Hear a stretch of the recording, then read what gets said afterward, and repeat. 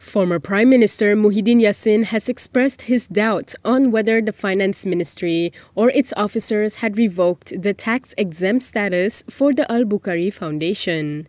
He said this in his statement of defense against former Finance Minister Lim Kwan Eng's civil suit. In his defense statement, Muhyiddin cited the press statement by the Finance Ministry on March 23rd and called for proof. His defense statement was in response to a defamation suit brought by Lim, who claimed that the Pagoh MP had defamed him. This comes after Muhyiddin had alleged that Lim was responsible for the Al-Bukhari Foundation losing its tax-exempt status.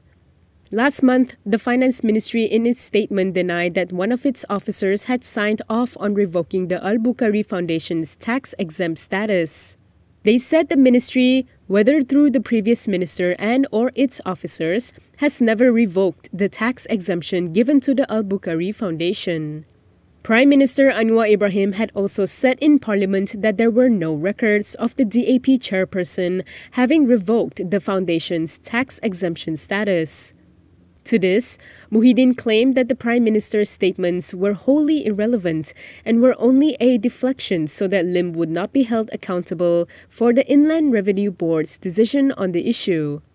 Muhyiddin also explained that he made the inference and conclusion based on a letter he received from Syed Mokhtar Al-Bukhari, who heads the foundation, appealing against IRB's decision to revoke the tax exemption. According to Muhyiddin, Syed Mokhtar would not have to make such an application had the IRB honored the tax-exempt status, which had been granted to the foundation when the government was led by Barisan Nasional before the 2014 general election. He added that he is aware that the finance minister has allowed the appeal by the Al-Bukhari Foundation sometime in 2021.